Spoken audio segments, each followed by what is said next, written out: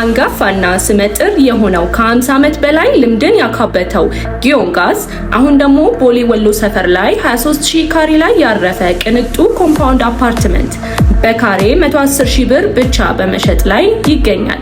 በውስጡም ጂም፣ ስፓ፣ የዋና ገንዳ፣ የልጆች መጫወቻ ስፍራን የያዘ ሲሆን ግንባታቸው 90% የደረሱና በግንባታ ላይ ያሉ ባለ 1 እስከ ባለ 4 መኝታ አማራጮችን ከ94 ካሬ እስከ 214 የካሬ አማራጮችን ይዞላችሁ መጥቷል።